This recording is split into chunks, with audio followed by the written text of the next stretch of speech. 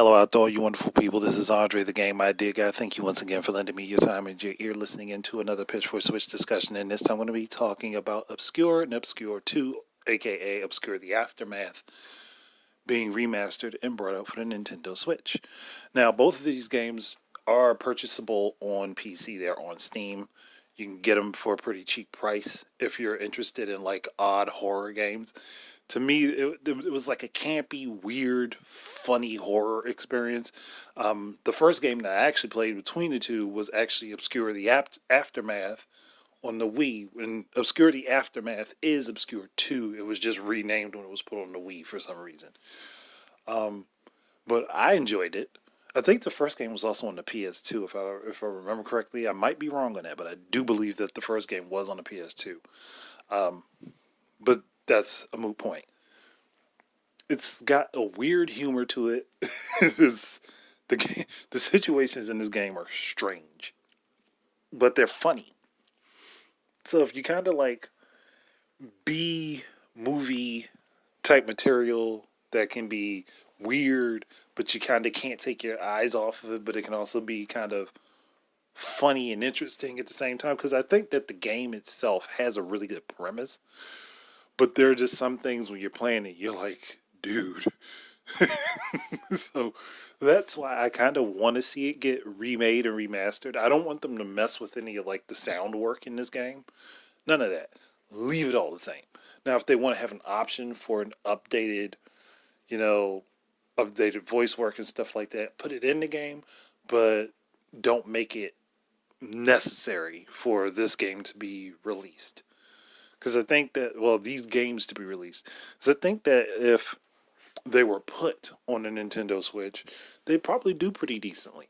I mean, I don't think that they'd be super high sellers, but for what they are, I think that you could roughly get about 300,000 out of each of them. And depending on the developer and how smart they are with their resources, they could probably make a killing. To be honest, especially if they were to do a limited run edition of this, where it's like a special edition, they could probably make a good amount of money and not have to shell out as much as people might think. But either way, I think that this would just be a smart move to put both these games out on the Switch together as a compilation. That way you can play from one game right into the next and you can just complete the story straight through. Either way, I like the games. And they could do stuff with the HD Rumble, aka haptic feedback, that allows for different types of items and weapons in the games to give you different types of feedback, which honestly more companies should be doing with HD Rumble if they're going to invest so heavily into the haptic triggers on the PS5 controller, where it was already available in their hands utilizing the Switch Joy-Cons and Pro controller. But again, that's my personal opinion, and that's if third parties start doing that. But like, I really hope that they do, because it would just make their games a better experience and people would get drawn into them more. But that's up to them to do. I can only make the suggestion. But if you haven't played the Obscure games, they are really cheap on Steam, and a lot of machines can run them. I would suggest going ahead and getting them. They're okay. Like, don't go into the game with high expectations.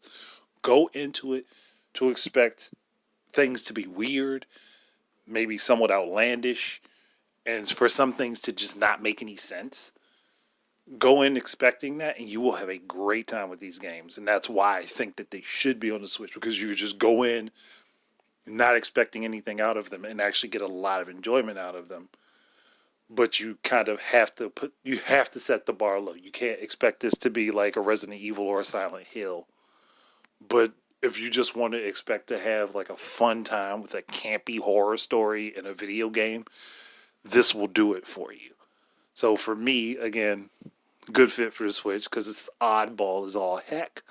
And I think that a Nintendo audience would be very, into this oddball game. I mean, I know for sure I was. That's why I have it on the Wii anyhow. But I'm not going to drag this out anymore. I think I've done enough talking for it. So you guys check it out. Give me your thoughts and opinions down in the comment section below. But keep your eyes and ears up for more stuff from me. And until the next time, enjoy your games and peace out.